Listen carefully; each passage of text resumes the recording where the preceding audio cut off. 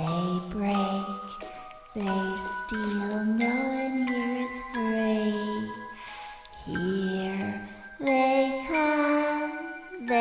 come for thee.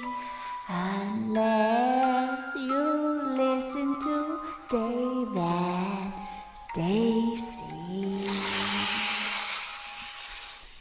Welcome back, everyone. This is Dave from Core Productions, my co-host Stacie, here to talk about From Season 3, Episode 1, titled Shatter, which is certainly accurate because by the end of this episode, I was absolutely shattered. The episode's description reads as follows. Boyd feels the town slipping away from him as the weather grows colder and the residents more desperate. The teleplay was by John Griffin, with the story by John Griffin and Jeff Pinkler, and directed by Jack Bender. Before going any further, I'll tell you a couple things when this is not a spoiler-free podcast, so if you haven't watched the episode, I highly recommend you go and check it out and then come back and give us a listen. Secondly, if you're listening on one of the platforms that this podcast is now available on, please follow. Feel free to check out my YouTube channel, Corn Productions, where additional content can be discovered, both from related and otherwise. If you're already on my YouTube channel, please like, share, and comment, and subscribe to our channel. All right, so I am excited to be back talking about From. I know we had such a long break. It's been a year and a half since we've seen a new episode of From. And we've still talked about From during that time. Absolutely, yeah. We have but, yeah. Because the fandom's a little crazy. Yes, we're part of that. We're part of that crazy fandom. This is one of those shows that you can spend a countless amount of time looking at and rewatching and talking about and thinking about and making theories about.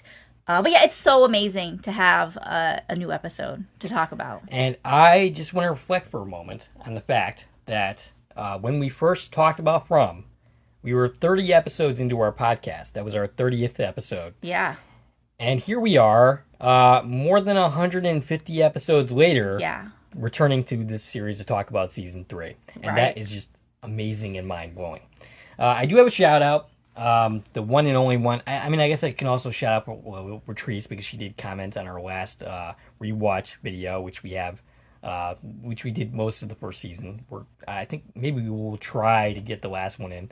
But Carla Mack sang our opening theme for this season. That's going to be included in every single episode. And that was a great, creepy little introduction. Yes. Thank you so much, Carla, for doing that for us. I have a little bit of a shout out, and that is that today, September 22nd, time travel, is the 20th anniversary of the premiere of Lost. Oh, okay. Yeah, so it is both a Lost Day and From Day. And since most people watching this are also Lost fans, that's an exciting thing to celebrate. Absolutely. And that means the documentary Getting Lost has its Hollywood premiere today, September 22nd. I don't know when that's going to be available for anybody in the general public to watch. I think it'll still be a while after that. It was like a Kickstarter thing. You had to pay to watch it. But Gotcha. Did you pay? I didn't. No. I wasn't in on that. I missed it. Okay. Well, all right. So, Stacie, your thoughts on this week's episode? Oh my goodness, it's amazing. It's amazing. And sad and busy and wow. Yes. Just wow. They did not start slow. No. They jumped right in. They knew people were tired of the wait, a year and a half wait. It was worth every second of the wait. They did not make us wait till we get to episode 5 or 6 to give us anything. We got so much stuff happened in this episode. We've got answers to questions. I mean, we do have some new questions, but like most of the things that are in the trailer are already in play. Yeah, they're here. I would say We're that in it. Most of the scenes from the trailer are in this episode, for sure. And this was a great episode. I'm not going to mince words here. This was a great, fantastic episode. I was devastated by the ending, even though I saw it coming. We both guessed. That character. And if you haven't watched the episode yet, last warning for spoilers. We lost somebody very dear to us today. Yeah, and I feel like I lost my mom today. Yeah. Like, seriously. And it had no less impact on me the second time I watched it. Well, I know you saw, like when I was watching the second time to take notes, I had to stop. I couldn't do it. I had to take a break and talk about it, even though I couldn't talk about it. So I put out a little like clip like, oh my God, you guys, I have to write about what's about to happen and I just can't do it. Yeah, it's really harsh, and I told you right after I finished watching it that I need like 1,000 hugs. I just felt so so devastated, and it's why, while I hate this, at the same time, it's a brilliant choice. If you're gonna kill off a character, this was the one to do it. And maybe I should save this conversation for the end of the episode when we get to it. But yeah, I think this was the absolute right choice. Like I've said that all along, I thought they were going to be more open to killing off their characters than they have been. And I think we're going to lose a lot this season. I really do. I think we're going to lose a lot of people. Maybe not all main characters, but I think we'll lose a couple. Yeah. I don't think she's the only one. No. You kind of have to kill people occasionally, besides the no-name people. This is that kind of world, right, where you can't feel safe. Right. And as an audience, we can't feel comfortable. And it has to... They have to, unfortunately, hurt us to make us love it. Right. If that makes any sense. No, it absolutely does. And, I guess I'm going to save most of my discussion for that later on when we get there. But, I mean, like, this one hurted when it got to the end. And, yeah, we'll get there. But, so do we have anything else to say before just diving right in? Well, I want to talk about the credits a little bit. Okay. So... And it's like 7 or something minutes into it by the time we get our opening credit song. But I'm going to talk about it here just before we get into the heavy details of the episode. The visuals are the same. I didn't see any change in the visuals. But we got to know who our main cast is. And most of the same people are returning. That we already know and love from the first two seasons. I know we got Robert Joy. I was able to deduce who he was. I forgot to take down credits for him. I hope that you did. Yes. Okay, Robert Joy. So Robert Joy joined the main cast. He's playing the character of Henry. Yes. Which we will learn throughout this episode is Victor's father. That is now confirmed. Yep. And Robert Joy was in 15 episodes of a show called Julia, which is interesting because that came up in... The Holdovers, which we're covering. We are covering that in December. You'll see that podcast. A bunch of people in that movie were in Julia. Yep. So Robert Joy was in 15 episodes of that. He was in the movie Don't Look Up. Which has frequently come up recently. Yeah, and he was in 165 episodes of CSI New York, which is what he's most common for. A regular on that show, then? Yeah. Must have been 165. I didn't have the total episode count in front of me, but that's a lot of episodes. You know who I didn't notice in this episode at all? Is Bacta. Well, that's exactly what I'm about to talk about. Oh, okay. I have words on that. Okay, so here's how the main cast works. These are the people whose names are in the opening credits, whether or not they're in the episode. Because we all know sometimes there's certain people that aren't in an episode, right? That happens. We have a very large ensemble cast, so we can't see every person every week. And that's normal. Yeah. But if their names are in the opening credits, that means they're part of the main cast, and they get credited in every single episode. So we have all of our actors returning, and I'm going to just read through their names here because I'm not going to do that again all season. I'm just going to do it one time right here. Okay. All right, Boyd is played by Harold Perrineau. Tabitha is Catalina Sandino Moreno. Jim is played by Ian Bailey. Jade is played by David Alpay. Donna, Elizabeth Saunders. Victor is Scott McCord. Kenny is Ricky He. Christy is Chloe Van Landshoot. Fatima is played by Pegah Ghaffori. Ellis is played by Courtian Moore. Sarah is brought to us by Avery Conrad. Julie is Hannah Cherami. Ethan is Simon Webster. Mrs. Lou is Elizabeth Moy. Tilly is played by Deborah Grover. Mariel is played by Colleen Ohm. Randall is played by A.J. Simmons. Elgin is played by Nathan D. Simmons. And added to this one for the first time was Robert Joy as Henry. Angela Moore, who played Bacta, part of the main cast in season 2, is not in the opening credits. Interesting. Her name is not there. Her name is missing. Is she in this season? We don't know. Right. Okay, so here's my theories on this. A few different options I came up with. One, that's a mistake. They left her name out on accident. We watched a press screener. It's possible they're going to update that and her name's in it by the time anybody's watched this. Okay. And this is a moot point. That's possible. And I rewatched the thing a few times to make sure I was right. Her name's not there. Second, maybe this season she's reduced to a recurring cast member instead of a main cast member. Okay. So those names listed are the ones who are in the opening credits. They're credited in every episode. Other people, like our Dales and our Claras, they're not part of the main cast. They go into what's called the additional cast credits. They only get credited in the episodes they appear in. Gotcha. So it's possible she's been reduced to that contract level where we'll only see her name in the credits in the episodes she appears, and she just didn't happen to appear this time. Okay. That's an option. Here's my other crazy theory about her. All right. If you remember in the trailer, we get a line from Victor, which didn't happen in this episode, where he says, you have to pay attention to what's missing. Oh. Do you remember in the trailer he says that to Sarah? Yep. Is Bacta missing? Did she poof out of existence? And they all just kind of forgot about her? Right. Did they forget she exists? Like, is that a plot point here? Is we're going to not acknowledge that she's not here, and then suddenly it's going to become a plot point later in the season? That'd be interesting. Right? Right. Like, maybe her character doesn't exist, and they forgot about her. Interesting. And we're supposed to forget about her, but we're not going to forget about her, because I already noticed she's missing. No, I definitely noticed that she was not in So this those episode. are the only three scenarios I can come up with. Is her name was left out on accident, or she's been demoted to additional cast as opposed to main cast, or it's an important factor. I don't know. Or perhaps they just didn't bring her back. I don't see why they would do that. Yeah, they wouldn't just disappear her for no reason. Right. That doesn't make sense. Maybe there was some kind of conflict between the actress and the creative... Then you think they'd have killed her off. Yeah, you would like think... in the first episode, without any lines. They would have just acknowledged that her character's not there, if that was the case. I mean, she could just be in the bathroom for all we know. Right, and I think that's probably the most likely is she'll just be an additional cast member this year as opposed to a main cast member. Okay. Well, that's probably most likely, but I think that my idea that maybe she disappeared is the more fun idea to look at. Okay. The only one of these main cast members that didn't appear at all in this episode was Mariel. We didn't see her. Right. But everyone else we saw for at least a second. They did a pretty good job of showing us where everybody is at this time. In addition to the main cast, there is a second cast member that's going to be added this season, but she's not here yet.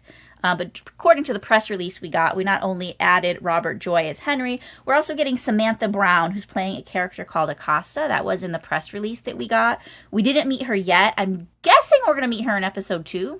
Okay. But we've only watched episode 1, so I can't say for sure. At some point, she's going to pop up. And according to the press release, she is being added to the main cast. So her name will pop up in the credits, I'm sure, in whichever episode we meet her. All right. Guest starring in this episode is Sean, I can't ever say his last name, Majumder. Sure, that's wrong. Reprising his role of Father Khatri.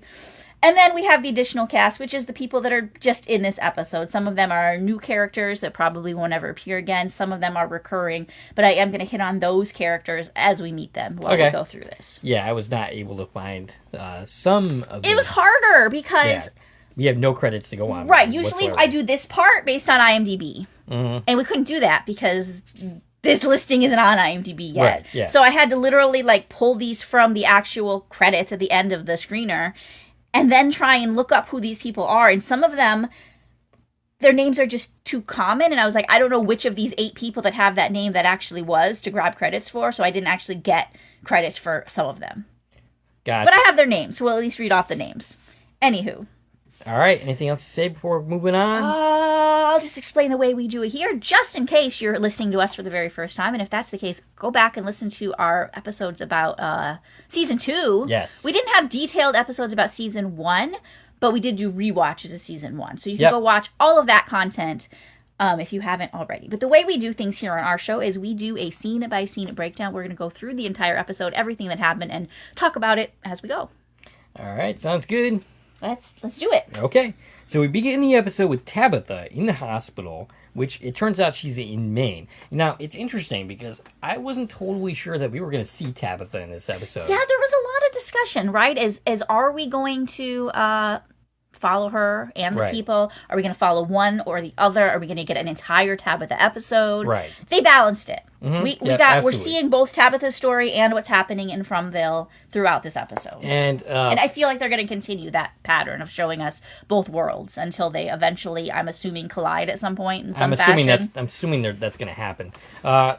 Now, there's ample speculation. Is she in the real world or not? Right. And the way this episode plays it seems like she's in fact in the real world. It does seem like she's in the real world. Whether that's going to be the case all the crazy theories I had about this being the future of Fromville or the second level of some simulation. I mean, it still could be. Yep. Everything she's seeing could be fake. Right, absolutely. But yeah, they're definitely presenting it in this episode that she is somewhere real, and that somewhere real is St. Anthony's Hospital in Camden, Maine, which is what Dr. Brody told her. We did meet Dr. Brody in the last episode, 210. She's played by Charlene Kalale, who is in 3 episodes of Sullivan's Crossing season 2, right? Which we haven't covered yet. We're covering soon. It starts October 3rd, I want to say. I thought it was like October 5th or something. Somewhere in early October, it's starting here in the U.S. for us, so we're going to cover that. She's also playing a doctor in that series. So we'll be talking about her again. Yeah, she's in 2 episodes of King and Pawn with Reed Price. And she's in an episode of The Sinner, so we've already talked about her once, because we covered that series already. I'm sure we've already brought that up, in fact. In fact, we might have even had this exact conversation. I think so. But now we're on this end of it, where we've gotten to see her again. I don't know if we're going to see her anymore. I kind of feel like the hospital's done at this point. I don't think they're going to go back. Who knows if there's clues at the hospital. Maybe we'll go back. Maybe Dr. Brody is going to have like some kind of vendetta and go after Tabitha and... Yeah. So Dr. Brody tells her she's in Camden, Maine, asks Tabitha her name. They found her without any ID. Tabitha doesn't tell her anything. She's playing this very cool. She doesn't give any information to anybody at this point. I think she's also kind of in shock and is incapable of giving her the information. Sure, because remember, we're picking up with her immediately after we left off. Like, she just woke up and discovered that she's somewhere. She definitely seems very shaky at this point. And someone informs her that the cops are on their way, which kind of disturbs her a little bit. Yeah, and this is nurse number 2, because nurse number 1 was somebody we met in the last episode, played by Jennifer Lee. I couldn't identify who Jennifer was just based on that name, so I don't have any information on her. Gotcha. The doctor says it's just to make sure that she's okay, but once the doctor leaves, she takes all the equipment off of her, and she makes a break for it. Yeah, she gets her clothes out of the closet, including Victor's lunchbox is there, so that's important. We see again that she's in room 2225. That was a detail we got last year. But there's a small sign next to her door that says she's on level 12. The level 2 sign that we were all so preoccupied with that we saw in the behind-the-scenes photos didn't make an appearance. Gotcha. So I'm thinking the level 2 was less of, unless we revisit the hospital again, because you never know. But I'm thinking at this point it was more of just... part of wherever they were filming this, as opposed to part of the story, and it's not level 2 of Fromville. Maybe. Because we're told level 12, as in we're on the 12th floor of this building. We see on the elevator the number 13. Is that significant in any way? Well, so the elevator was on 13 on its way to 12 to pick her up. I don't know. I feel like somebody has said 13 might be a from number. The only from numbers I'm convinced we have are 4 and 7. Gotcha. And then, 47 and 74 in turn. But, yeah, numbers. Like, numbers, we all know as Lost fans that numbers are important to pay attention to. Absolutely. Yeah. So she makes it out of the building and avoids the cop. And across the street, she thinks she sees the boy in white. And then pursues him into a shop where it turns out not to be him. Yeah. In one of the buildings she crosses, I wanted to take note of this because it was notable. It was Audrey's Little Shop of Plants. So that's a nod cute. to Little Shop of Horrors. Right. And I was trying to say, is that like part of the show dressing or is that just where we're filming? Right. So I looked it up and that actually exists.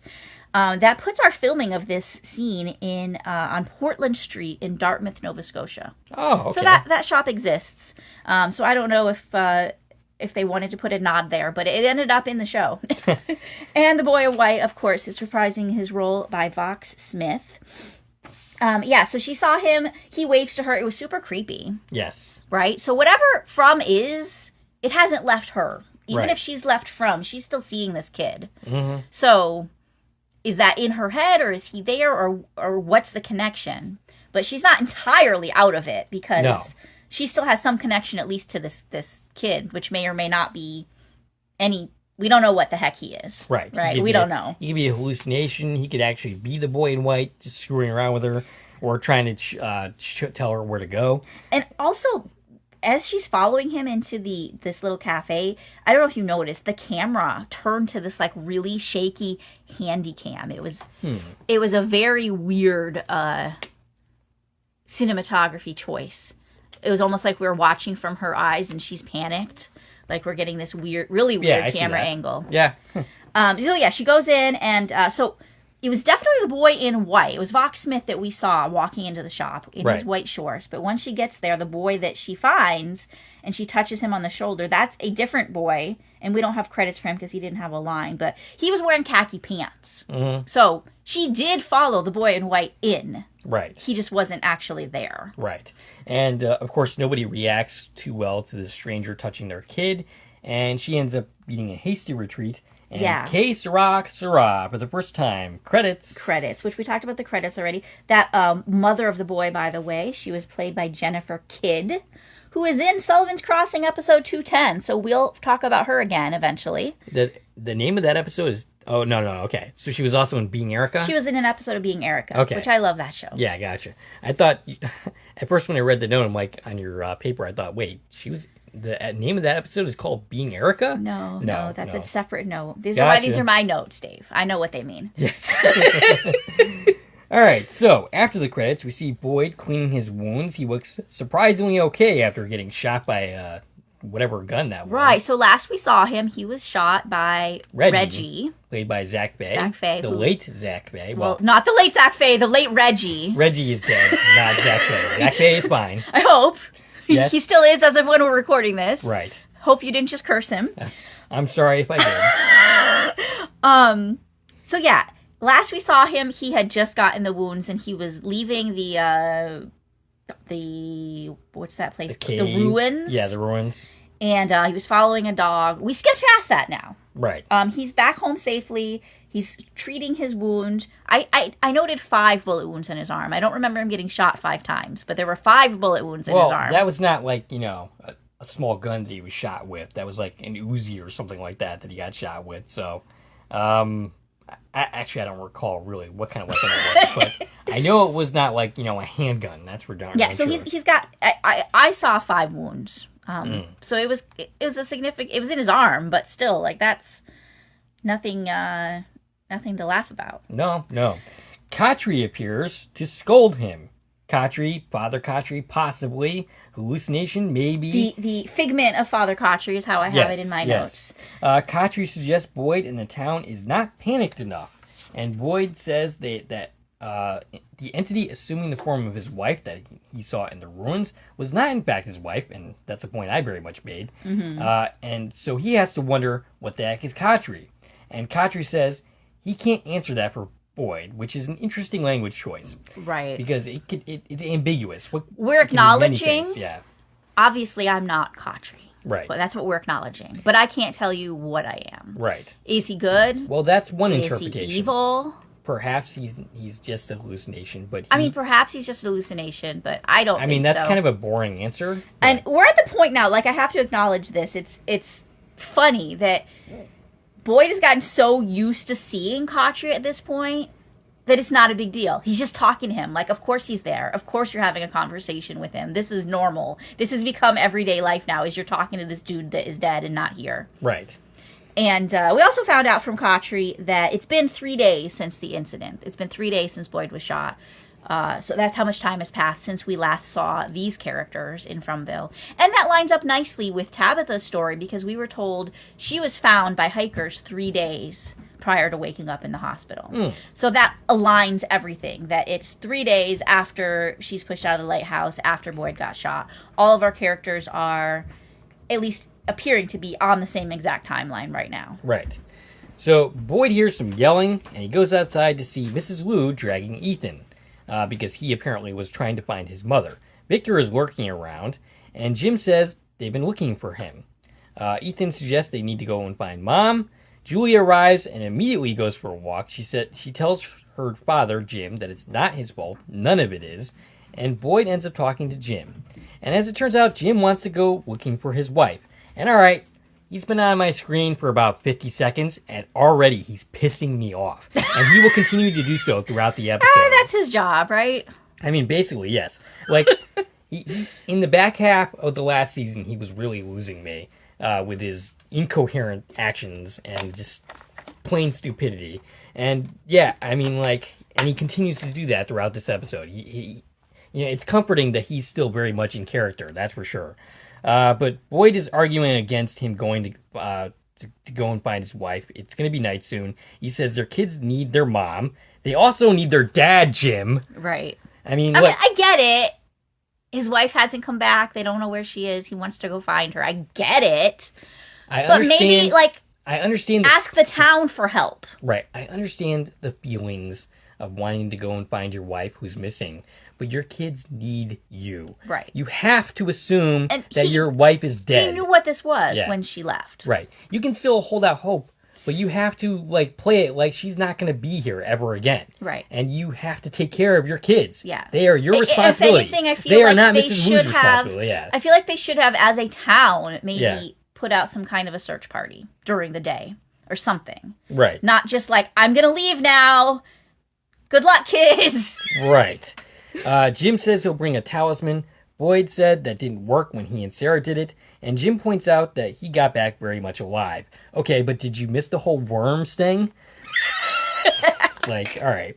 So Boyd starts to point out that she's probably already dead. Jim doesn't want to hear it, though he should hear it.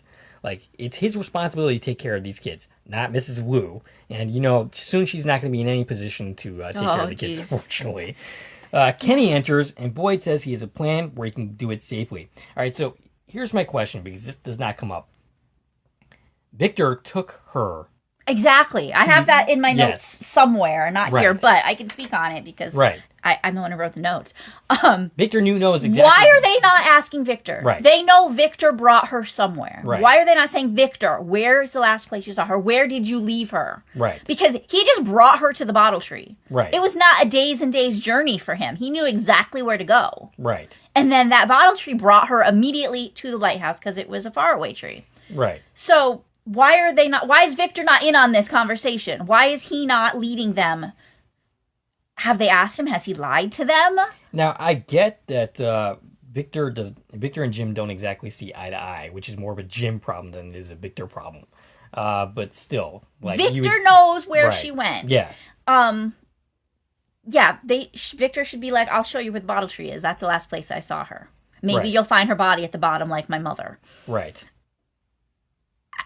Why is this not happening? We're making this whole thing out of let's figure out where she is. Let's trek across this world. In the style of, when they got dragged into Spiderland and all of that comes up. It was not like that for Victor and Tabitha. It was just a walk down the street. Right.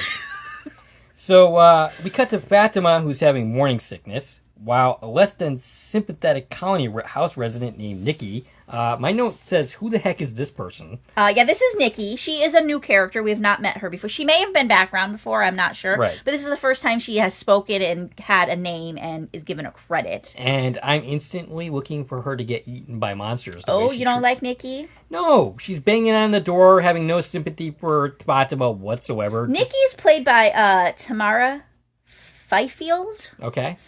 She was in 4 episodes of Judges in Canada and an episode of Mr. D. And I think you might be in luck because here's my interpretation of this. As soon as we give a colony house resident a name, they're on the chopping block. Gotcha. I think that we got to watch Nikki. I think she's in trouble. Okay. Because, let's see, our Reggie. Well, he was in Colony House, but any of these minor characters, as soon as they get a name, they get killed. Right. Other than a couple. We have a couple that have been clinging on, and I'm worried about them For instance, Clara. We see Clara. We do see Clara in this scene, too, reprising the role by Katerina Bacalias. And I'm positive Clara is important. Because she has a name and she hasn't died yet. She's either still in danger of getting killed very soon, or she has a bigger role. I really think, I've said this right along, but Clara is somebody to watch. Yeah, Clara sticks up for Fatima, and Nikki is very rude to her, just making me root for her death even more. But doesn't this house have multiple bathrooms? This is a huge house. I expected to have 3 or 4 bathrooms. Why is Nikki saying she's been waiting an hour to get in the bathroom? And I feel like we've seen multiple bathrooms before. I'm sure. I don't feel like Elgin's bathtub is in the same bathroom as we let Jasmine in the window. Right. Yeah, I don't know. Ellis asks if she's okay, and she claims to be okay, but she ends up going away. Tilly ends up comforting Ellis, saying she will be fine. Tilly being dancing in the rain lady. Donna ends up grabbing Ellis to harvest the crops before winter takes over, mentioning that half the crops were damaged in the storm, which was the end of season 1. Am I Right. correct? But that was only like 3 or 4 days ago, Yes. remember? Yeah. Or more than that now, because we skipped 3 days. Those 3 days we skipped was like basically the same length as time as season 2 was.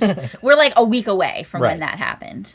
Elgin wanders by, not looking too good, and she's wondering if he's slept yet. Because remember, nobody slept in season 2. Right. Now 3 days have passed. It's safe to sleep again because the cicadas are no longer haunting them in their dreams. Mm-hmm.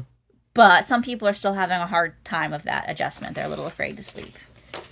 All right, so Boyd ends up explaining his plan to Jim, and I'm sure you can explain this plan better than I can. Basically, Okay, so he's talking about the talisman cave, the cave where he found the talisman. He's spent the night in the cave 2 different instances now. Once the night he found the talisman and realized that there's some power here. The second time, him and Sarah slept there. The night that they started on their adventure at the end of season 1. So he's saying, I know this is a safe place as long as you bring a talisman, even though it doesn't have a door. They're not entering this cave. So if you go into this little cave, or they call it a hut, you go into the talisman hut and you're safe there. So day 1, you travel to the hut. And then every day after that, you can travel from the hut and have a head start on daylight to maximize your daylight hours, but get back to the hut every night before it gets dark so you know you have a safe place to sleep, because he doesn't trust sleeping in a tent. right? Because when he slept in a tent, it dragged him. But, it dragged him in the right direction. Right. So maybe they want to get dragged if that's their goal. But yeah, that's the idea is you're going to, however long you're out, you're going to come back to this hut every night. And you're just going to try a different direction each day until you find whatever you're looking for. The other part of the plan should be asking Victor where he took her, but I guess that's not going to happen. Yeah, we have no idea how Victor played into this. Again, maybe they already asked him. Maybe he lied. Maybe he doesn't want them to find the tree. I don't know. Maybe. Kenny decides to go with him, which has Boyd asking him to talk outside. As he goes outside, Kenny tells him he knows what he's going to say, but there's no way they can let him do this by himself. They shouldn't be letting him do it at all. Right. But he knows Boyd is afraid. So Kenny is basically saying, I need to go protect Jim because I lost a parent. And Okay, I Kenny, can't but- yeah. watch Julie and Ethan lose both of their parents in the same week. And oh my God, that's heartbreaking. But Because... yeah. Yeah. But okay, at the same time, who's going to protect Kenny from Jim's stupid ass decisions? Right. But I mean, he's stepping up. He's taking a leadership role, which is what we've been wanting him to do.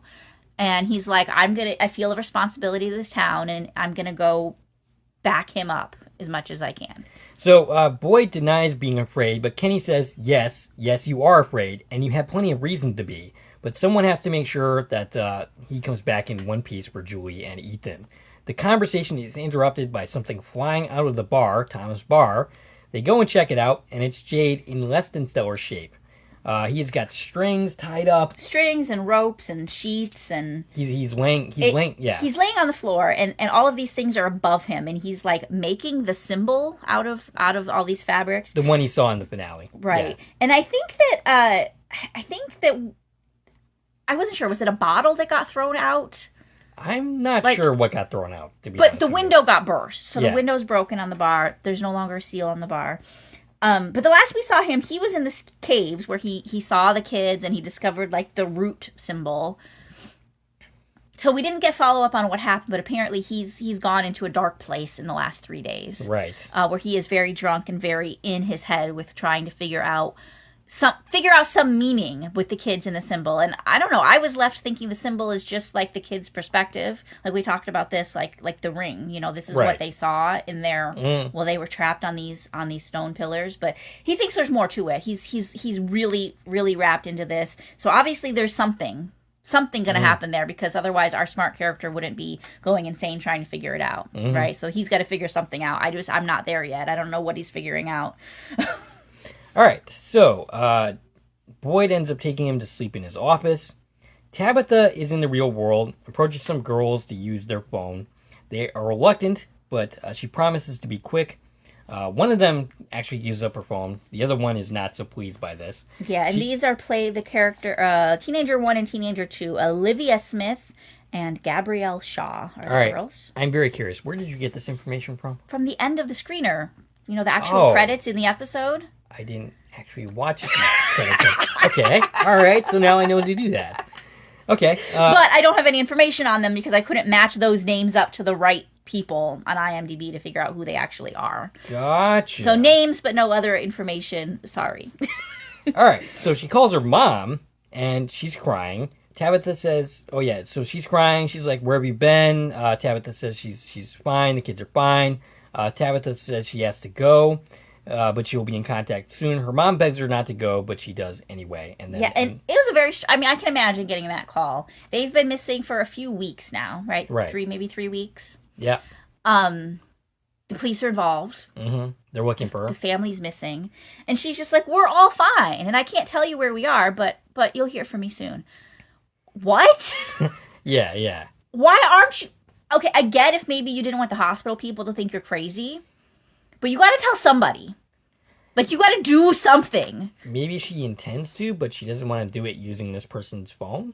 I don't know. This was just so weird. Yeah. And I feel like this was definitely more for her than her mother. She wanted to hear her mother's voice. Now, this helps clue us in that she is in the real world. Yes. Or at least a very good facsimile of it. Yes. This is lending credence to the idea that she actually is in the real world, right, as opposed to some kind of next level simulation or whatever the heck anybody else was speculating at this time. But again, this could change. It could be anything. Yeah. I mean, yeah, right. This whole conversation could be fake. That maybe that's not her mother. Who knows?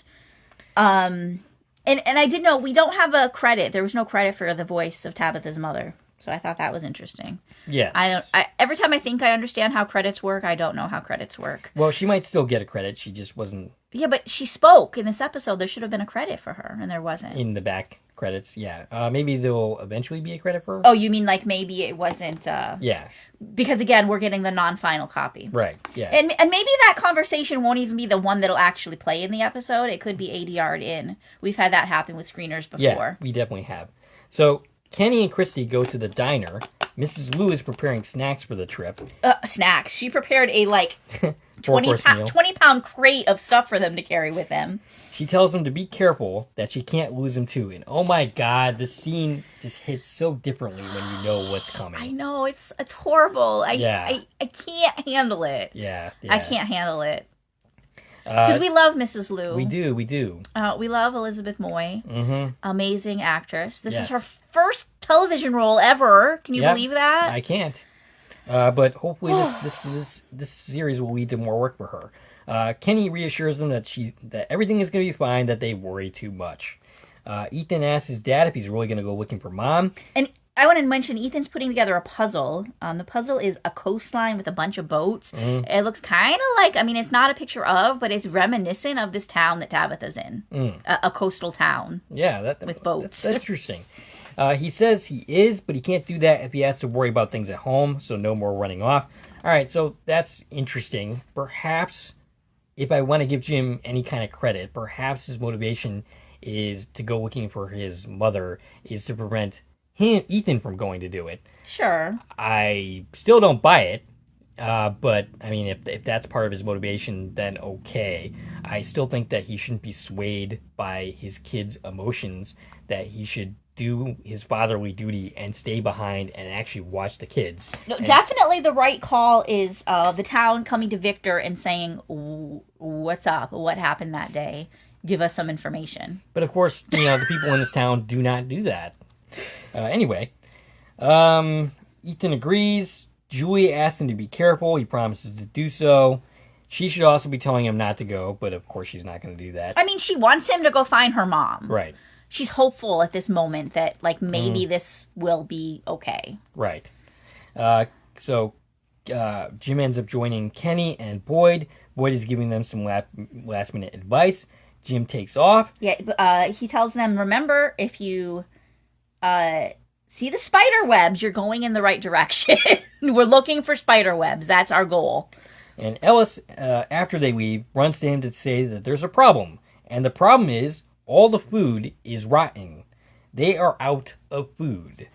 And unfortunately, the entire town knows this, and they end up raiding Mrs. Wu's house to get so her in stores. the scene at the fields, we saw Meredith. She's a Colony House resident.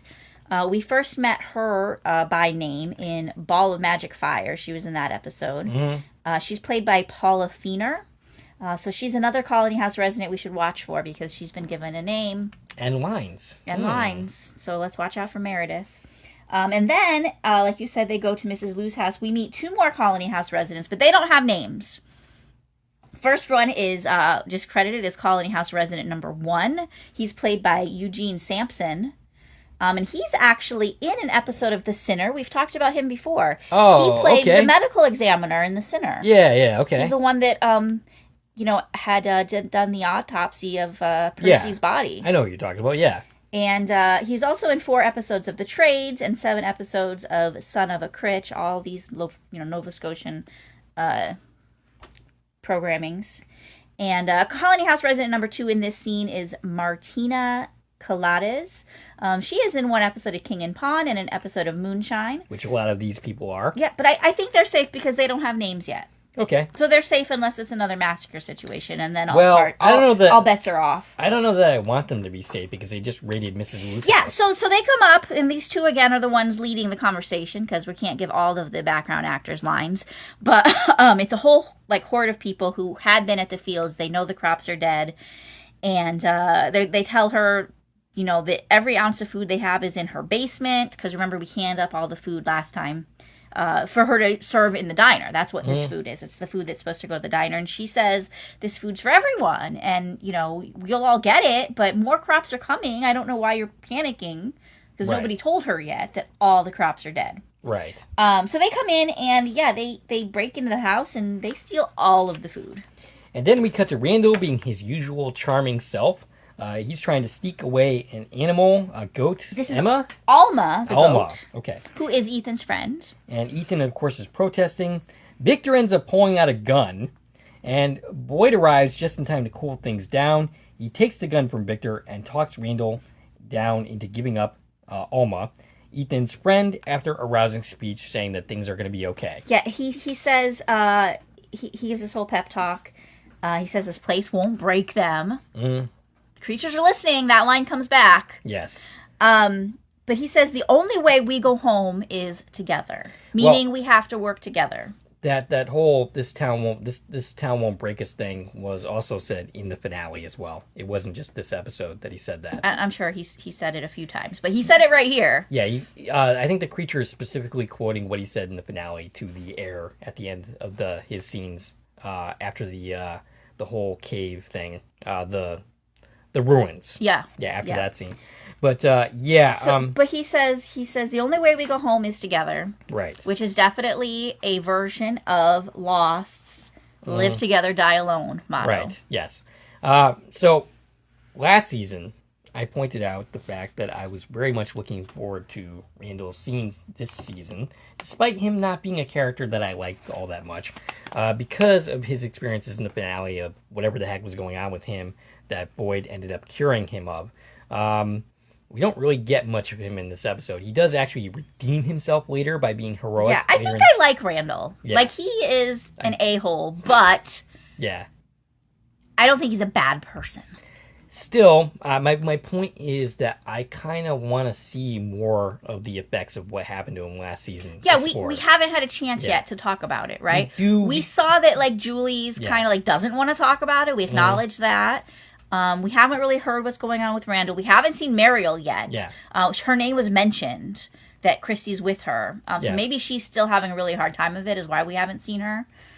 I'm sure we'll get to that. Well, yeah, I mean, I'm sure we'll do a callback because they're not forgetting that this happened. No, We're acknowledging it. They're definitely there's no time to really explore that, right? But I'm hoping sometime this season we get more of Randall exploring what happened to him. Yeah. in that season 2 finale.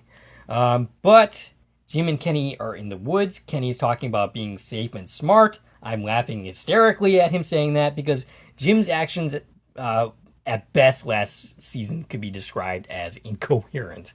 Yeah. So I'm not counting on him being not safe in a and great smart. place. And he's still not. And he wouldn't be now, right? Because now things are even worse because his wife's missing. Right. And then they stumble upon these weird-looking statues. Yeah, the stick figure statue things that we saw in the trailer. Mm-hmm. Nobody's come across these before. Right. They're in a place nobody's been. Right. At least, that we've seen. Kenny wants to turn around and leave, and I would be doing the exact same And thing. beyond the figures, there are log cabins, Right. a whole new structure. I mean, I know I would want to go explore them. What's your point of being out here if you're not going to go explore the things you find? Except for the fact that that's not the point of why they are out here. But you don't know. She could be in those cabins. Maybe. You don't, like, I don't know. I play video games, right? I mean, I don't play video games a lot. But if you're playing a video game, you find a town, you're going to go explore the town. Fair enough. Like there might be resources in there. There might be answers in there. Yeah. There might be death in there. But if you're out exploring the woods looking for answers and you find something weird and unusual, you're going to want to check it out at least before you turn around. Fair enough. Jim decides this is where they're going to camp. Tabitha is at a church giving a confession. She begins to talk to a priest. She says if God were real, he created that terrible place, and brings up her dead child, Thomas. Yeah, and the priest is played by David Tompa. He was in 3 episodes of Beacon 23, an episode of The Good Doctor. Mm-hmm. He was in 2 episodes of Handmaid's Tale. Okay. And 3 episodes of The Expanse. And I definitely recognize this actor. And I'm curious if this is the only time we're going to see him or if he's going to come back into this. I mean, if he doesn't, this is a random scene. Well, okay, so she's talking to him, and she feels like her mind is breaking. He's trying to comfort her. She ends up saying this was a bad idea, right? Right. She leaves the confessional, and he follows her out, asks her what her son's name, because she mentioned that she lost a son. And on my first viewing, I felt like he recognized her story. Okay. I felt like that's what's going to happen is he's going to pull her somewhere, right? By him saying, what was his name? I thought he knows something. He's got some information. But then in the end, I don't know, after 2 views and knowing where this scene doesn't go anywhere for that, I feel like maybe he just wanted to help her because she seemed upset. And maybe in that case, we won't see him again. Yeah, maybe. Not sure. We'll see. But I feel like he's not just a throwaway actor. Again, he's got a pretty expansive filmography. So I kind of feel like he's going to be a recurring character. So you wouldn't bring an actor like that in just to have one scene? It feels like they don't do that No. in this show, right? Right. I mean, maybe he just happened to be around that day and auditioned for this, but Or maybe he's just a fan and wanted to appear in the series. But... I mean, maybe. Yeah. But yeah, I feel like he might come back, and I feel like maybe he knows more than he let on. But he asks about her other children because he's pointing to the lunchbox. I don't know. At the end of the day, all we can assume is that he's just trying to be a good priest and be helpful to somebody who came to his congregation. Perhaps. She ends up explaining She where sounds she came crazy. From. She does, of course. She lets it all out. After saying it was a bad idea, she goes into the full story with this priest. Yeah, how do you not sound crazy telling this particular story? She says that the lunchbox belonged to a man named Victor who packed her a snack before she left, and he wonders left where. She says a place where monsters come out at night, no one can leave, and she went through a tree that took her to a lighthouse, and a little boy pushed her out, saying that it was the only way, and she has no idea what she's supposed to do here, but her family's trapped in a terrible place, and she doesn't know how to get back to them. Woof. Yes, that's a lot. But instead of the priest following up on any of her crazy, he simply says, "What snack did Victor make you?" And, it's interesting because she opens the box and sees an address where she really needs to go. Yes, at the bottom of the lunchbox, after she took out the thing, we still don't know what's in there, but it's a package wrapped in twine, and it's the drawing of Julie that Victor drew that first night he was watching her when they met at the beginning of the series. That's the drawing that it is. But at the bottom of the lunchbox, it says, "If lost, please return to Victor Kavanaugh at 1597 Burrow Street, Camden, Maine." So now we have a last name for Victor. I don't think we had that before. It's interesting, though, that she returns to the real world and ends up in Victor's hometown. Yeah. That has to mean something. Of course it means something, right? And is this why the boy in white pushed her? He pushed her here specifically? Perhaps. I mean, if we think about a lighthouse, if we think about the Lost lighthouse, and apologies to anybody who hasn't watched Lost, but there's a lighthouse in Lost where, depending on the angle of the mirror and the light and whatever, it showed them different moments in time for different people's lives. Right. So is it pushing her out of this particular window versus that window sent her to a particular place? Maybe. You know what I'm saying? I got you. Very specifically, he was sending her to Camden. to find Victor's family. Like, that is what she's here to do. Or did Victor know that's where she was going to go? And that's why he left her the lunchbox. And it's interesting that perhaps we could still find Victor's mom and sister here, even though she was supposedly found dead. Well, Victor's mom's body's been found. Right. We, of course, have no idea what that means yet. Right. Because who knows? But yeah, we're in the town that Victor and his family are from, which is... Well, I mean, maybe that's where we're going. Maybe we're actually getting somewhere with this title of From. Right. Maybe we're going to start exploring where people are from that they ended up here. Maybe if somebody else goes through the lighthouse, they'll end up in someone else's life. Who knows? Like things are happening. Yes. Something's happening. Yes. And they absolutely need to, because we're 3 seasons in to what is supposed to be a 5-season show. Right. So I think we're going to get a lot of forward momentum this season, like as we approach the halfway. Wait, we're past the halfway now. 3 would 3 right in the middle of 3 is halfway. Yeah, so we're approaching the halfway point of this overall story that they want to tell us. Yes. So yeah. All right. So back in Fromville, Elgin is knitting, talking with Tilly. He says he feels like someone is watching him, which is why he can't sleep.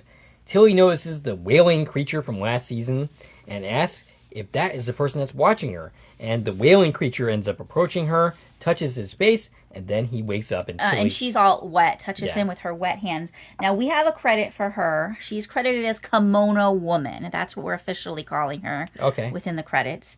It's a returning character. Of course, we met her before, but we know that this actress who's playing her is a new actress because we saw the casting call go out for this role between seasons. So whoever, I don't know what they did the first time we saw Kimono Woman, but this is a new actress, and I'm assuming that means we're going to see her again. Because she didn't speak. Nope. Kimono Woman had no lines, but she's in the credits. Yeah, that's interesting. That's interesting, because even our nightmare creatures, they only end up in the credits on the episodes they have lines for. Right. So I don't know if maybe she was going to say something and they cut that out. Maybe they're still going to edit it. Maybe they'll take her out of the credits before the final version. Who knows? But she is credited in the version we saw, played by, and I can't say this name, I am so sorry, Shoxin Fu. I'm sure that's wrong. Shuoxin. Okay. I don't think I've ever actually spelled someone's name before, but that's how unsure I was about what I just said. Gotcha. I don't know what the scene means. And so any speculation? So he's dreaming still. Right. So it didn't just happen, but he's constantly dreaming about this woman now. Yes, this woman from the finale. Well, not from the finale. From his dream previously, from his bathtub dream. Yeah. And that started. The going fan theory is that that's Fatima. Right. And then the extended fan theory is that he's Fatima's baby. That Elgin is? Elgin is. Like, that's a big fan theory. I don't buy that at all. Neither does the actor Nathan Simmons. Right. I think he's heard that and laughed at that. But I'm all for there being a timey-wimey element to this. I'm totally on board with there being a dark, time loop happening. You know what? But I don't feel it. I just don't feel it. I'll leave it at that. How about that the wailing kimono creature thing is actually Fatima's kid? Could be. Yes. Could be. Yeah. I mean, I don't know. I get where I can see that could be Fatima. I get where people are seeing.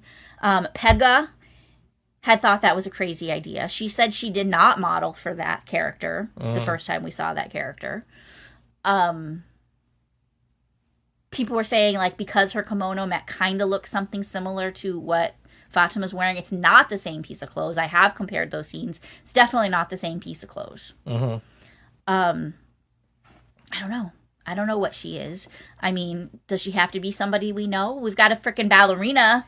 So, I'm actually kind of curious because that wailing kimono creature was a result of the worms and the... Was it, though? The cicadas. I mean, maybe it's... The music box was in his dream. Right. He saw the music box in the dream of her, and he's still seeing her. So maybe she's not as connected as we originally thought?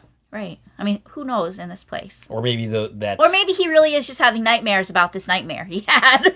I mean, that would track. I would certainly. I'm gonna have nightmares about this person for the rest of my life. But And it all, we're all going back to the theme of water from his original dream on the bus where he dreamt about water. Right. And then he wanted to see the Brundles. We never really heard what was that original dream. right, the whole nursery rhyme thing that he remembered in the pretty close to the finale, and maybe even I think was the it finale. was in Ball of Magic Fire. Yeah, that cannot be the only thing that he was dreaming Right, about. because it had something to do with water. That was totally a non-answer. Yeah. If that was the whole thing there, then that's pretty disappointing. Right. So hopefully this hints that that's...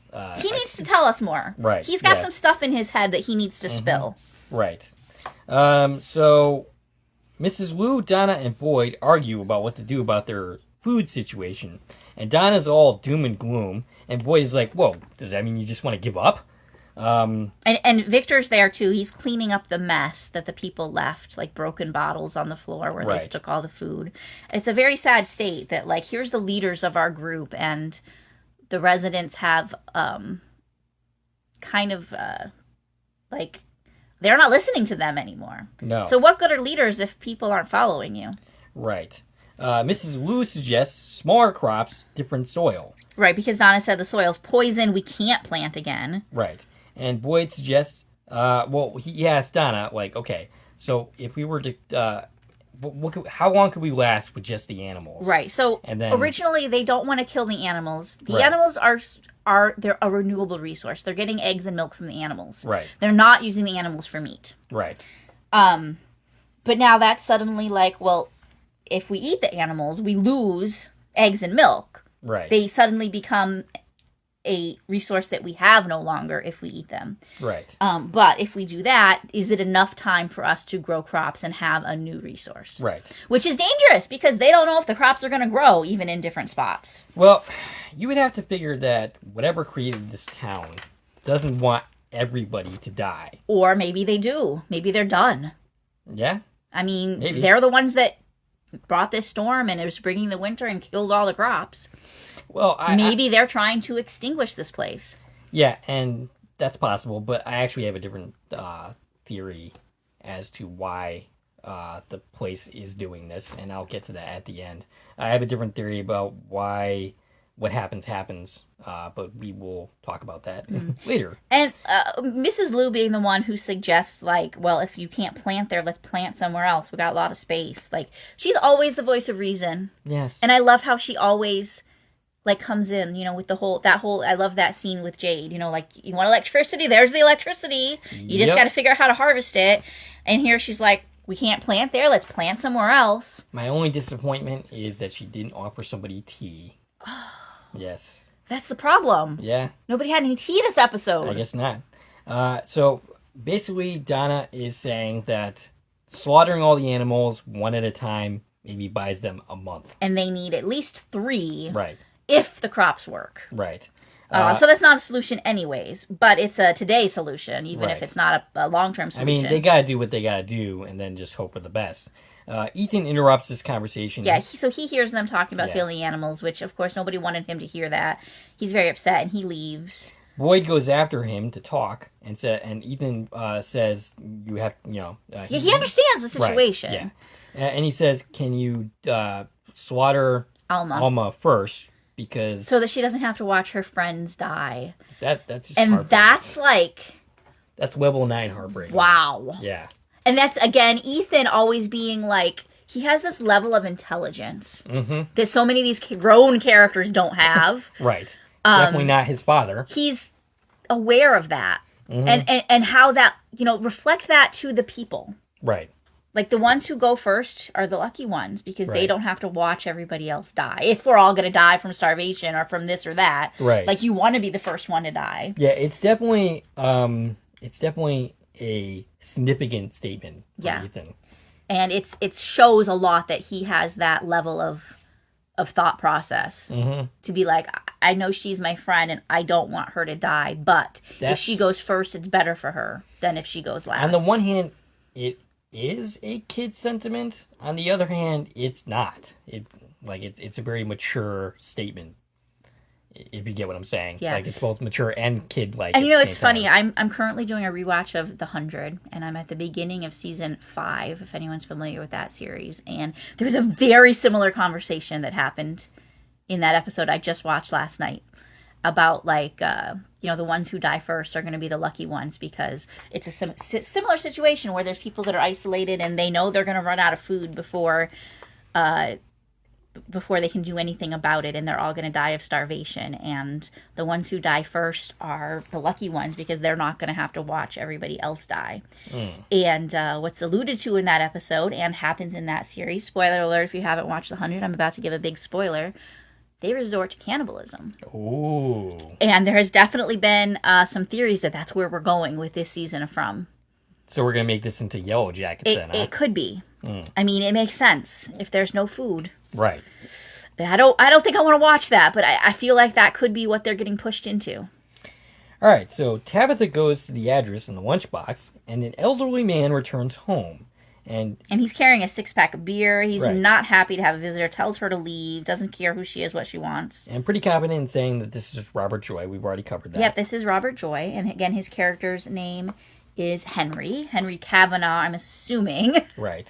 He recognizes Victor's lunchbox and demands to know where she got it from. And Tabitha from this knows that this is Victor's father. She says, "Oh my goodness, you're his father," and that's the last we're going to get on that storyline in this episode. I'm assuming we're going to pick right back up there in episode 2 because I sure hope so. There's other scenes with them in the trailer, so Right. I'm guessing that's episode 2 stuff. Mm-hmm. Jim and Kenny are camping out at night. Yeah, they're in the log cabin late at night. They're not trying to sleep. You'd think Right. they try to sleep in shifts, but that nobody's sleeping. Jim tells Kenny he was right about the spider webs. Obviously, if they haven't seen them yet, they're not going in the right direction. Now, Ricky Hay kind of plays the scene like he's kind of sick of Jim's shit, and I don't really blame him. But yeah, basically, Kenny's like, well, what do you want to do? And Jim is suggesting getting to higher ground. More dumb shit from Jim. I mean, getting to higher ground's not a bad idea if your goal is to get to a specific place. Right. I don't know. It's just Jim being Jim. But then they hear a noise outside. We Yeah. don't confirm, is it a nightmare creature? Was it a spider? What did they hear? Something happened outside. And it made Jim realize that he's Yeah. being Jim. Yeah, that he shouldn't be here, and they said that they will head back in the morning, and it's about effing time that you realize this, that you're being stupid by being out here. And he specifically says that the kids need him, and they can't lose both of their parents. About time, Jim, about time. Anyway, like I said, Jim really pissed me off in this episode. Yeah, he said Tabitha wouldn't want to be out here. They'll head home first thing in the morning, and oh my gosh. Yeah. Oh! Yeah. And you know what? I almost called him Ricky. Kenny is going to have so much resentment towards Jim after this. Yeah. I mean, it's not really his fault. But It's not his fault, but he went because of him. He went for him, and now he wasn't there, and he's going to blame himself for leaving. And, oh, dare I say it, poor Kenny. Yep. It's the usual phrase. This series definitely enjoys torturing Kenny, that's for sure. So, at night, the monsters open the gate to let the animals out. Yep. Boyd's office, Jade wakes up, and Boyd gives him some more alcohol that's originally from Father Kotri. That's the bag that he dug up. Yeah, he explains it like Jade's like, "Oh, you've been holding out on me," and he says, Kotri buried it with a bloody shirt and a candy bar. Long story. Go watch season 1 if you don't know that story. Yeah, go do that. Boyd asks him if he's ready to tell him what's going on. Jade says he's not. He's still kind of working it out for himself. They hear animals, and then Boyd looks out and sees the animals are out of their pen. He sees the cows. There's 2 cows walking down the street. That's all they see at first. They both go outside. Mm-hmm. Because we know the animals are our only resource. We kind of need them. That's important. But, oh my God, they go outside. So are you on record as saying that Boyd needed to do this? No.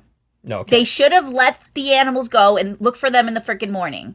You found them the first time just hanging out in the woods. You can find them again. All right, so you think Boyd makes a huge mistake there. You know you can't open the doors. You can't do that. But once he does, Yeah. he grabs the talisman on the way out of the door. The Yes. talisman from the from the station. So he has that in his pocket. And he says, we got to get them back to the barn, and we'll hang a talisman there if we have to. Jade is trying to get him... Listen, the barn is nowhere near the police station. Right. It's on the complete other side of the street. Past, like, all the houses, past the diner, past every building. Yeah. I'm screaming at the TV at this point, bring the cow into the frickin' station. Yeah, why closest door. It doesn't have to go to the barn. Why doesn't Boyd do that? It's okay if you have cow shit in your office. Right. If you're going to get out of the outside. Right. Grab them, bring them to the closest store that you just walked out of, and spend the night hanging out with the cows. That's the solution. I mean, that's what Jade and Victor end up doing. They end up hanging out in the bar with the animals. Which is all the way on the other side of town still. Right. So, they want to get him back to the barn. Victor and Mrs. Wu head out, which I don't... Okay, so they get the two cows, and then we see, like, the other animals are joining them. We've got sheep and goats running down the middle of the street. Everybody's panicking. So, yeah, Victor and Mrs. Wu go out to help, telling the kids, lock the door. And this is just, like, a crazy scene. Like, what are these people doing? We've been told before we don't even open the door to let one of our own in because they could get in.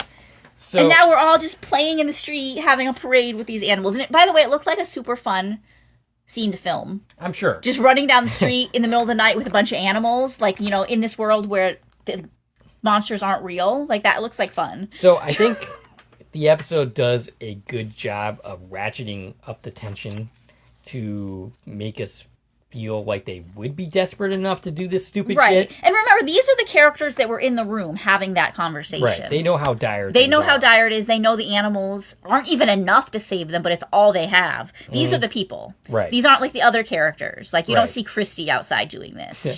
She would say, what is wrong with you people, if she saw this. Right. Randall notices this from the bus and notices the monsters are coming, so he makes all sorts of noise with the horn and lights to warn them that the monsters are coming. Ethan goes to open the door because he sees Alma out there. You would think he would know better, but he doesn't. And the granny monster is there. This is the one that was trying to make sure that Randall was comfortable last season. This is Grandma Monster. She's credited as Nightmare Creature Old Lady, but we call her Grandma. Is that the same Grandma that... Yeah, okay, she's Grandma. She's the very first creature we met in the pilot, played by Sarah Campbell. So she has a great featured role in this episode. So yeah, she's at the door... And she's like, I have a surprise for you. Julie ends up running with Ethan outside. They run out the back door. Grandma goes through the house, and we see her turn from her human appearance into her creature appearance. Yes. It looked very controlled. Mm-hmm. It looked like she had full control over it, which it doesn't always feel that way. Right. And I feel like they all seem to have just a little more confidence and control so far this season. They've evolved a little bit, it feels like. Yeah. So they end up running into Sarah, which it took me a while to even figure out who the heck this was. I couldn't see this character at all. Like, it took me a while to know that this was actually Sarah. Yeah, so Ethan's grabbed by Sarah. Yeah. The three hide in the woods. And again, we have this full parade of, like, the townies and the animals making their way across town. Like you said, a lot of them end up, they're going towards the bar and the barn, which is all the way on the other end of the street. Right. Jade screams for Boyd because a group of creatures, including the bride and the milkman, are approaching him, and he doesn't know what to do. He's just standing there holding a cow, screaming.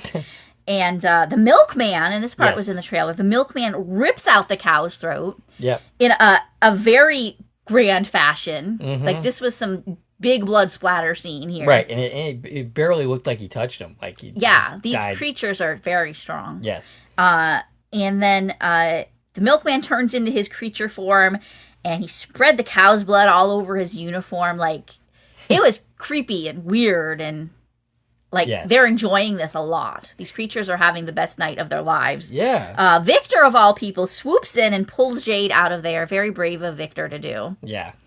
Sarah takes the kids. They end up running, and Randall opens the door to get them onto the bus, which is a heroic moment for Randall. It's a little bit of moment for redemption. It was good. So we've got Sarah, Julie, Ethan, and Randall on the bus now. I don't know if Sarah and Randall are the best babysitters, but that's what we've got. Well, apparently none of the other characters in the series are either, because But anyway, Jade and Victor get the animals into the bar.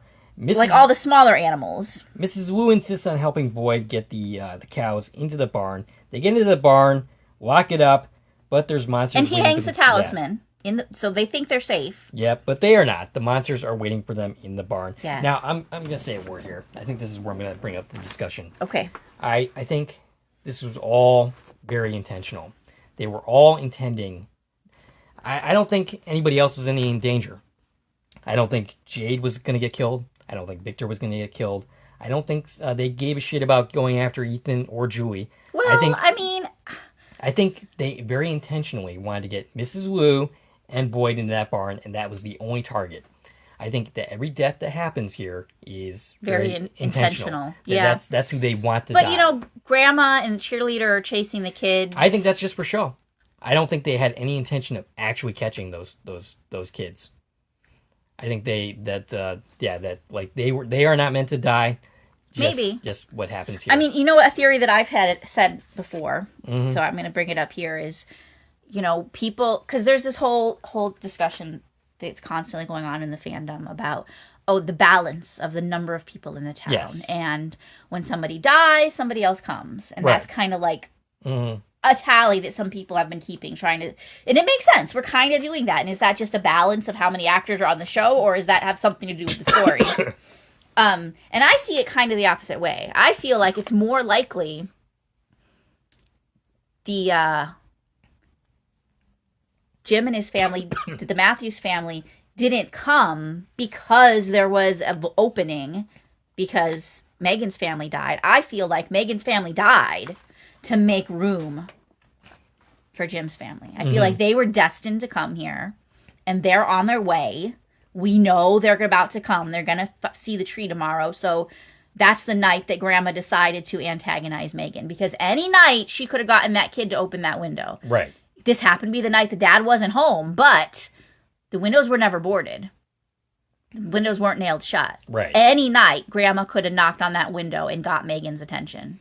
So, and she chose that night. Same thing with the Colony House Massacre, which led to the room for the bus to come. Right. And we know important people are on the bus. We know Mariel is obviously destined to be here to find Christy. We know something's going on with Elgin. Like, these characters are destined to be here.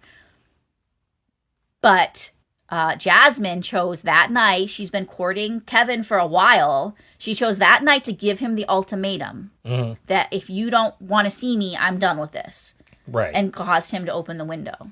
So, like I said, I think that the forces at work here are know how they're going to react in certain situations. Sure. So they manipulate the circumstances to get the outcome that they want. I can see that. But I think sometimes they just want to have fun, too. I'm sure.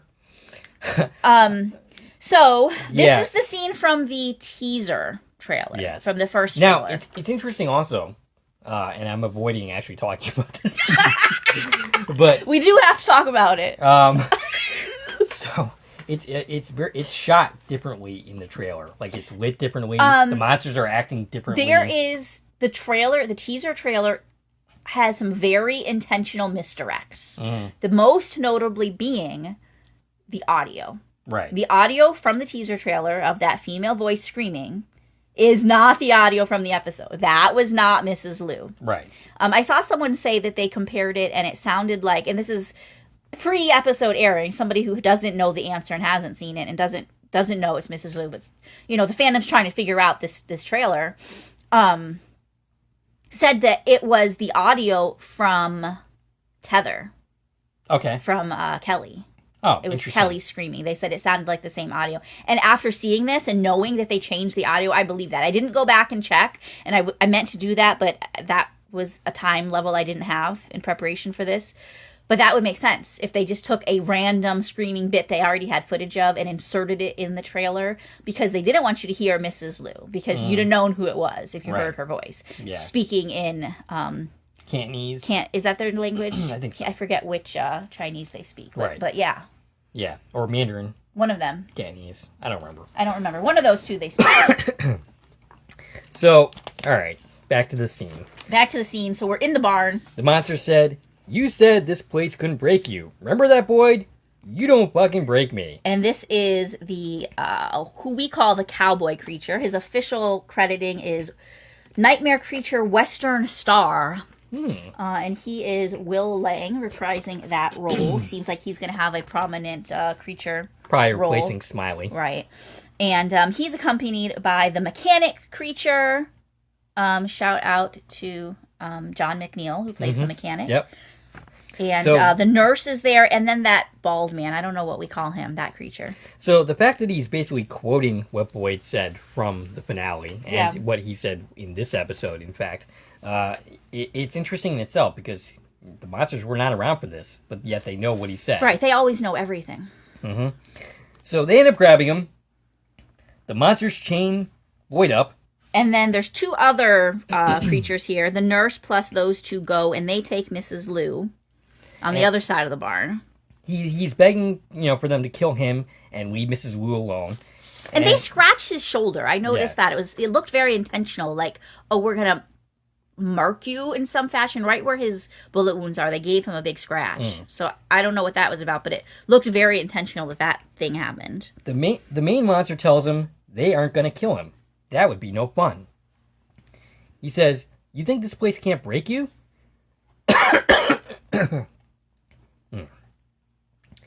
And then they start to rip Mrs. Wu to shreds. They literally rip a chunk of her scalp off. Right.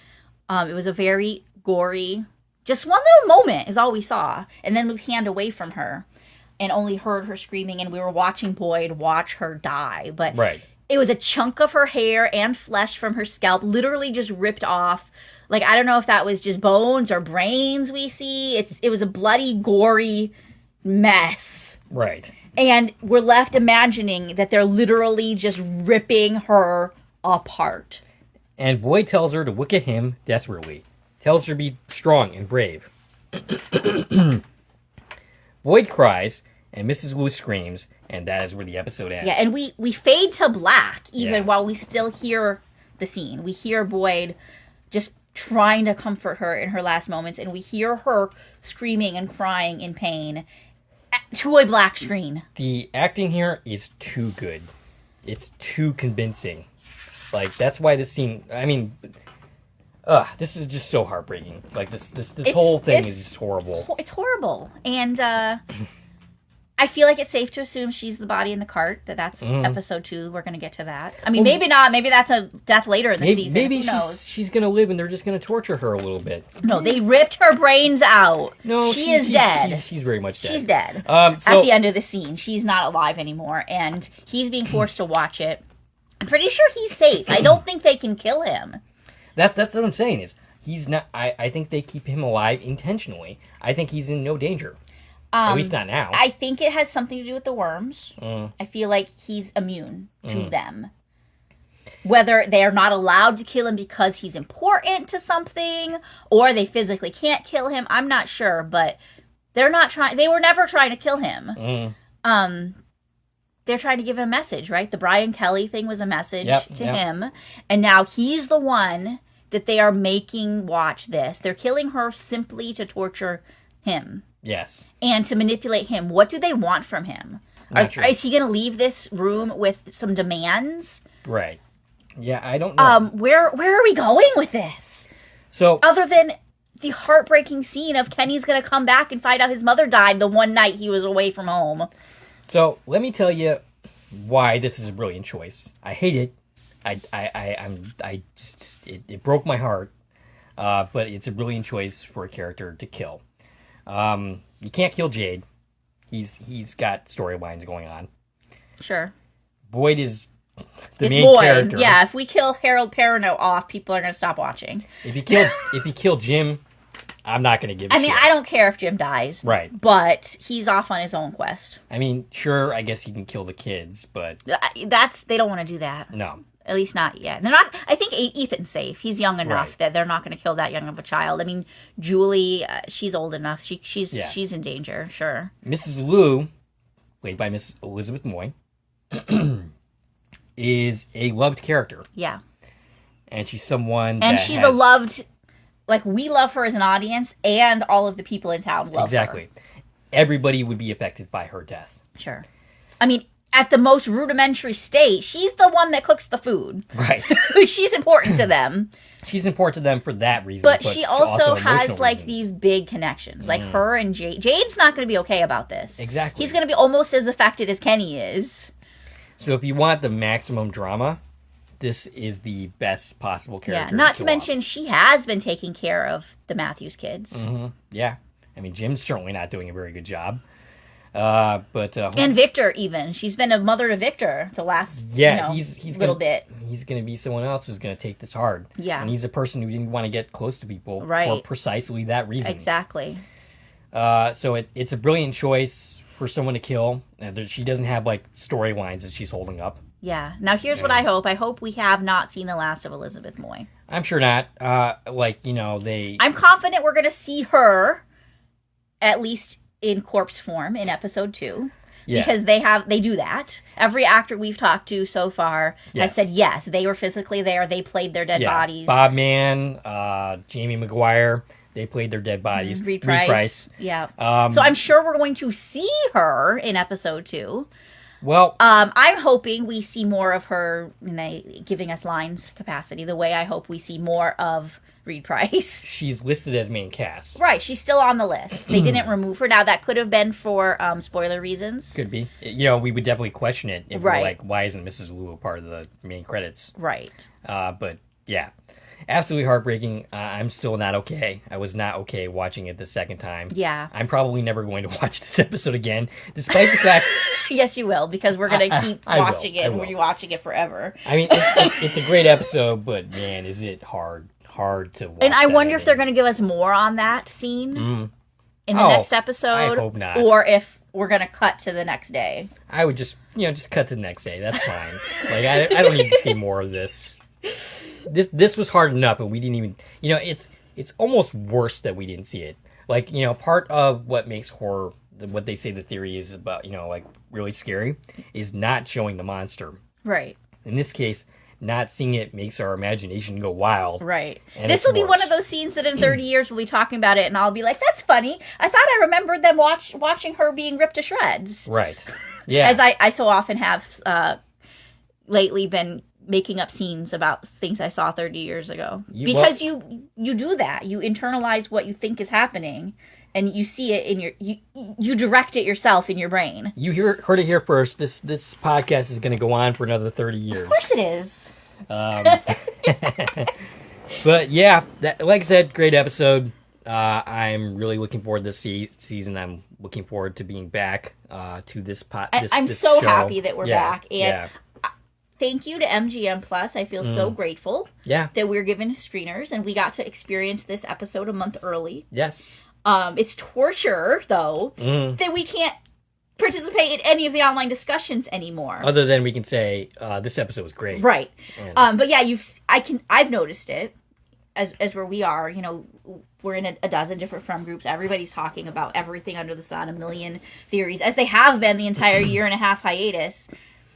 And you noticed a quiet down when the screeners came out, because all of the press people that got the screener stopped contributing to the theories and the talks, because now that we know what's happening, we can't talk about it anymore. Right. We can't give any conjecture about what's happening because we know things that they don't know.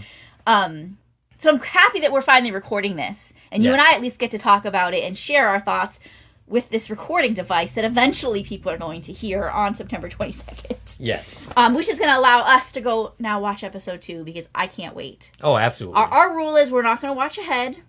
We're only going to watch the next episode after we talk about the last episode, so we don't accidentally spoil something by forgetting which episode a line was set in, or, preventing us from theorizing about what happens next because we know what happened next. Right. We've had 2 episodes in our hands for a couple weeks now, but we've only watched one until this moment that we could get it on recording. And now it's going to allow us to watch episode 2, and I can't wait. I can't wait to see what happens. Now, if this episode airs and people are still going, well, that was boring. Oh, I mean, come on. I don't know what to tell you. If you think this was boring, you should not be watching the show. Right.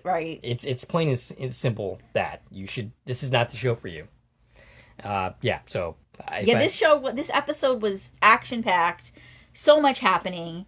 I mean, and yeah, like, if you're just looking at it from the perspective, oh, we're watching this girl walk around a town in Maine. What about it? Right. It's a big deal. It's a big deal that she's in a town in Maine. Right. And, Mrs. Lu's death here would not have the significance it does without 2 seasons of watching her and falling in love with her character. Right. And watching those little conversations like, and how she interacts with people and how like, the voice of reason that she is that they have lost now. Right. This group is going to be much worse off without her there to help them. Even though she still felt like kind of a minor character. Right. Now, I felt bad for Katri dying in season 1, but it did not affect me anywhere right, because we didn't have as much time to get to know him and to care about him. Right. We know him more as the creature that he is, the figment that he is, than we knew the real Katri. Mm-hmm. So of all the deaths, this is the hardest one so far. Yeah. For my opinion. Mm-hmm. Oh yeah. So back to my theory about how like certain people are meant to die, whereas others are not. It could explain why Jim was not touched in the second episode of season 2 or second. In the basement. Yeah. When he was trapped in the basement. Yeah. And Reed Price dies. Yeah. But not Jim. Maybe that's why. Maybe Tom was meant to die. Tom was expendable. And Jim is not. And Jim still has things he has to do. Dumb, stupid, incoherent things. But because we have no idea what the forces are and what they want. There it has to be some objective. Mm-hmm. Who are these forces, creatures, beings? What is happening here? They must want something to happen. There is an agenda, right? We don't know what it is. Right. We don't know if it's good or evil. There's probably both. Yes. Pushing agendas forward. Yes, there's definitely multiple entities here, I think. And we have no idea what any of it has anything to do with anything, but obviously every side of it has something they want out of this. Mm-hmm. And yeah, these characters have more to do. Yep. All right, so do we have anything else to say about this episode before concluding? I think I covered everything. I'm sure as soon as we stop, I'll think of more. But that's the thing with this show is you can never stop talking about it. There's just so much. There's you can go on so and many, on and on. And I'm sure there's details that we missed. Oh, absolutely. And eventually we'll pick up on those details as people talk about them, but we might be in episode 4 or 5 by the time we get to that. I don't know. Yeah, so if you have comments... they might be delayed. Yeah. Because we're probably going to be ahead recording. Yeah. I don't know. We only have 2 episodes so far. I don't know how quickly they're going to give us the rest of the episodes, but we're going to be ahead of the audience. Right. So if you have things to say, we will acknowledge them, but it might be delayed. Right. Yeah, absolutely. All right. So is that all? That's all I got. All right. Thank you guys so much for joining us. Again, we're so happy to be back absolutely. Back into this show and into fall. Can you believe it's fall already? I can't. Time goes by quickly. My goodness. You know what? Even though it's been a year and a half, it feels like we picked right back up where we left off. I don't feel distanced from this series at all. No. It's amazing to be back here. No time has passed as far as I'm concerned. Yeah. It's just like we were talking about this series right along. Yeah, and to all the new people who just discovered From this year, welcome to the Fromily. Thanks so much for joining us. Thanks so much for checking out our podcast. Check out all of the other stuff we talk about, because we talk about a whole bunch of different shows. Mm-hmm. Including... We're going to be quite busy this year. We're going to be quite busy. Sullivan's Crossing, season 2. Yep. Well, it's September still, so this... season. Oh, yeah. This season, we're going to be busy. This fall season. Sullivan's Crossing Season 2 is picking back up in a couple weeks here in the U.S., and we're going to start talking about that. That, of course, is the show that Reed Price, Tom the bartender, is in, and that's how we got involved in that show.